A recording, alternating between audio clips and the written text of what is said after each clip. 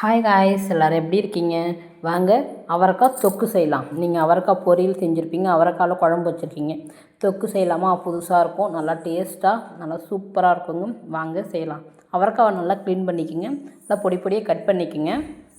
எண்ணெய் சேர்த்துக்குங்க, அடுப்பு பற்ற வச்சு கடாய் வச்சு எண்ணெய் சேர்த்துக்குங்க.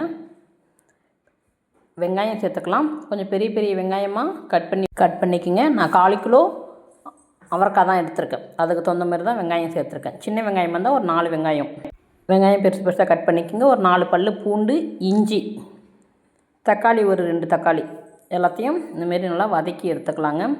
வதங்கினோடனே நம்ம மல்லித்தூள், கார மிளகாய்த்தூள், உப்பு, அது கூடயே மஞ்சத்தூள் சேர்த்து உப்பு எல்லாத்தையும் சேர்த்து நல்லா வதக்கி எடுத்துடலாம். லைட்டாக வதங்கினால் போதுங்க, உங்களுக்கு தெரியும் பார்த்தா. இந்த அளவு வதங்கினா போதும். அதை ஒரு தட்டில் ஆற வச்சு எடுத்துக்கலாம். ஆற வச்சு மிக்ஸி கப்பில் போட்டு அரைச்சிக்கலாம். தண்ணி ஊற்றி அரைங்க.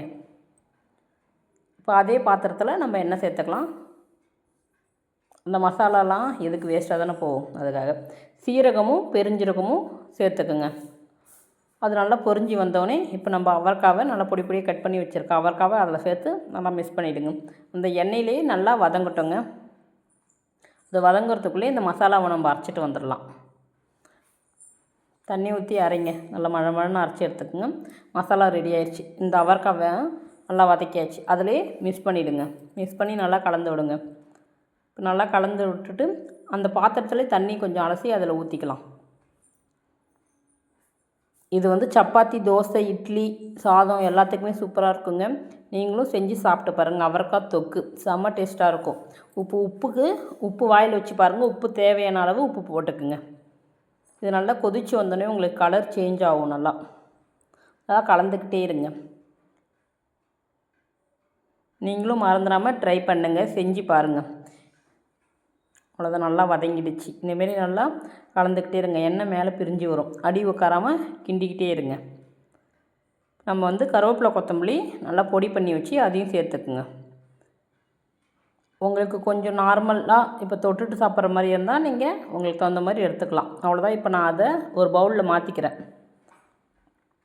கருவேப்பிலை, கொத்தமல்லி சேர்த்துட்டு அது ஒரு பவுலில் எடுத்து மாற்றிக்கலாம். மாற்றிட்டு மீதி கொஞ்சத்தில் சாதத்தை போட்டு அப்படியே பெரட்டிடலாம். பெரட்டி சாப்பிடுங்களா, சூப்பராக இருக்கும். இப்போ அவரைக்காய் சீசன் தான், எல்லாருமே ட்ரை பண்ணி பாருங்கள். அந்த கடாயிலேயே இப்போ அந்த சாதத்தை போட்டு நல்லா பெரட்டிட்டிங்கன்னு வச்சிங்களேன், அடுப்பு நார்மலாக சிம்மில் வச்சு நல்லா சூப்பராக சட்டி சோறுன்னு சொல்லுவாங்க இல்லைங்களா, அதேமாரி நல்லா டேஸ்ட்டாக இருக்கும். அப்படியே ஒரு உருண்டை எடுத்து வீட்டில் இருக்கவங்களுக்கு கொடுங்களாம், செம்ம டேஸ்ட்டாக சாப்பிடுவாங்க. நீங்களும் செஞ்சு ட்ரை பண்ணுங்கள். ஓகே.